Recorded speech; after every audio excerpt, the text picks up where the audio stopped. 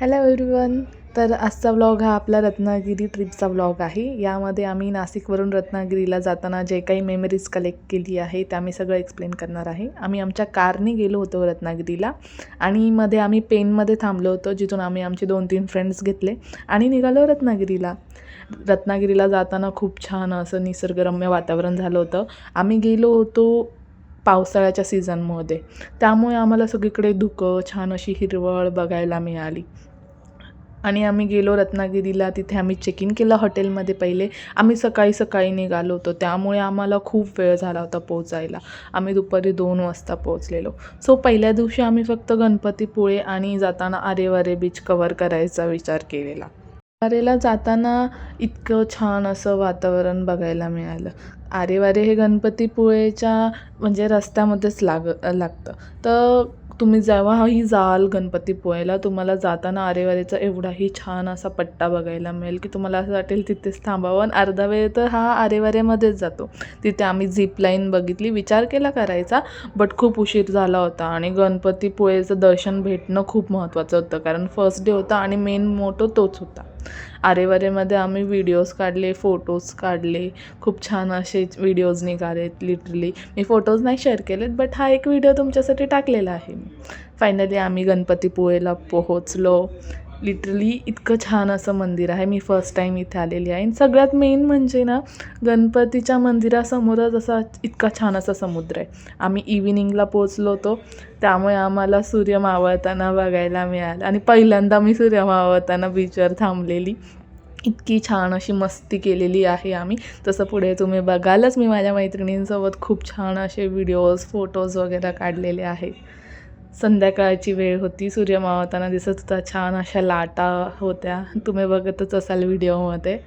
मी आणि दिव्या दोघींनी खूप मस्ती केली. तुम्ही या व्हिडिओत बघत असाल, आमचे कंटिन्यूस व्हिडिओज काढणं चालू होतं आणि थांबतच नव्हतं. फायनली आम्हाला एक असा छान व्हिडिओ मिळाला, जो आम्ही खूप म्हणजे लिटरली इतक्या वेळा बघितला की कायच सांगणार. गणपतीपुळ्यावरून निघताना संध्याकाळ झाली होती, 7 वाजून गेले होते. रात्रीची वेळ होती आणि आमचा पहिला दिवस इथेच संपला होता.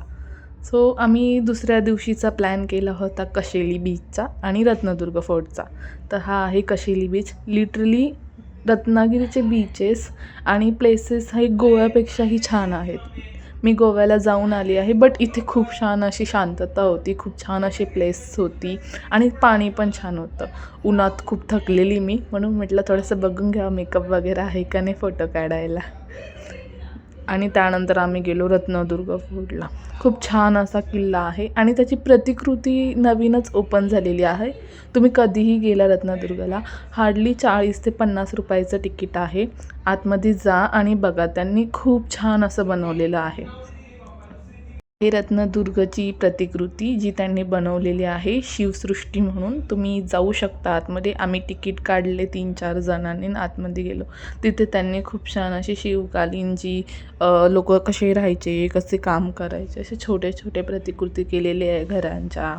त्यानंतर शिवाजी महाराज, बाजीप्रभू देशपांडे यांच्या तिथे प्रतिमा पण आहेत खूप मोठ्या मोठ्या, बघू शकता तुम्ही. आणि खूप छान असं आम्ही इथे पण संध्याकाळी पोहोचलो, तर त्यामुळे आम्हाला रात्रीचे खूप छान असे व्हिडिओज मिळाले आणि खूप छान असे स्पॉट मिळालेले आहेत.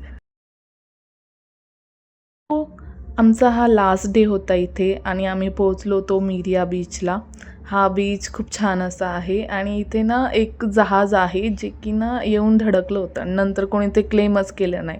तर त्या जहाजाचे खूप सारे जुने पुराणे पार्ट्स वगैरे तिथे पडलेले होते. आम्ही ते बघितले, तिथे बसले, खूप वेळ बसले. लिटरली इतकं छान वाटत होतं, सगळं शांत होतं आणि तिथे खूप साऱ्या नारळाची झाडं वगैरे होती. ऑफकोर्स व्हिडिओज, फोटोज तर बनतातच, कोण सोडणार आहे. आणि आम्ही लास्ट डेला खूप एकच स्पॉट केलं, पण खूप छान वाटलं. तुम्ही कधीही गेले तर मिरियाला एकदा व्हिजिट करा, छान वाटेल तिथे जायला.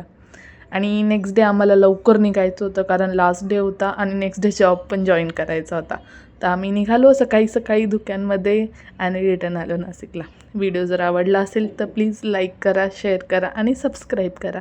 थँक्यू.